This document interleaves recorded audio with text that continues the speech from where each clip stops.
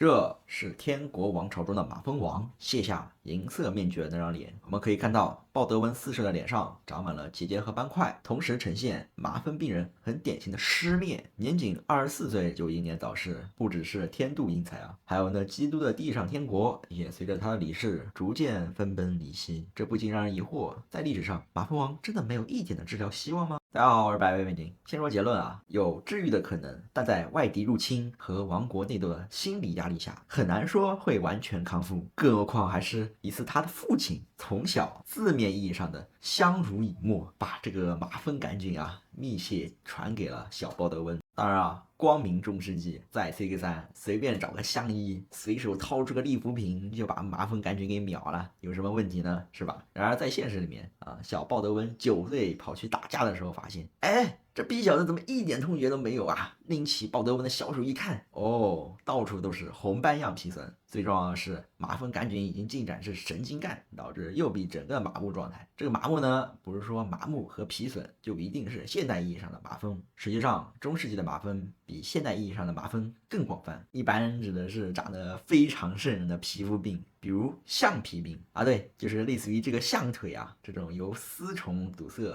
淋巴系统导致的疾病，在中世纪也可被冠为麻风病。有病就得治，当然咱们也知道，在当时呢，这大食医呢，相比老西医动辄拉拉锯子、挥起大斧，还是有那么小小的优势的。这个大食医呢，就给小时候的马蜂王用了所谓的萨拉逊软膏啊，即化学式为硫化汞的朱砂去涂敷。哎，先别说，我操，重金属这不完蛋了吗？皮肤少量擦擦没什么关系，在当时确实对来自非洲的小梅毒、雅斯病效果比较好啊。然而没屌用，这个麻风杆菌的荚膜比较牛啊，人家的巨噬细胞的溶菌酶都不怕，巨噬细胞都咬人咬了几年了，人家照样增殖，还怕你这拱弟弟？一般来说，麻风病的症状更多取决于患者的自身免疫系统，而小鲍德温面临的问题是，他在免疫力最弱的儿童时期患病，并且小小的身体就要承受这王冠之重，更何况他还要调解派系对立，一派说我要把这里的异教徒都要杀光光，挥洒主的圣光；另一派说有没有这种可能？对面的版图这么大，咱们也没有进入20世纪啊，欧洲老爷都不肯帮忙，怎么玩？你想做七也别捎上我呀！自然，现代人在这么个压力之下，都有可能不支垮掉。更何况他还在16岁那年跑去拜访的时候又感染了，还是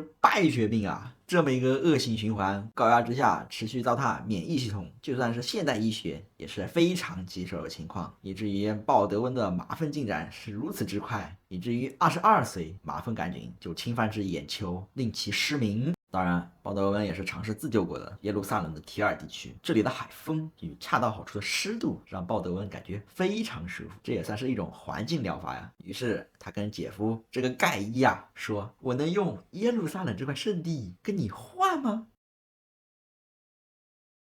不要，你的逼地方穷死了，要你这块地干嘛啊？这个鲍德温就被羞辱了。哎，假如麻风王攒了250点数，向大宋皇帝点了一个皇恩老中医，那能不能治好麻风呢？有可能啊，比如雷公藤这味药材，其中含有的雷公藤多苷可以很好的降低麻风反应，以及明代的麻风病专著《解为元所》记载，有一个人狂炫大分子这味药材70多斤，治好了自己的病，但依然不好说呀。即便是传统和现代的药物都用上了，麻风杆菌所留下的神经损伤依然存在，外敌的威胁压力和内在的派系纷争，还是能把鲍德温整得够呛，带来的就是永久的亚健康状态。也许人们可能总会想，若是麻风王不再有麻风，那萨拉丁还能拿下耶路撒冷吗？鲍德温还能团结一切力量去抵御他的入侵吗？所有的可能都随着瘟疫与疾病烟消云散，最终留下的只有那副天国王朝里那冰冷的银色面具。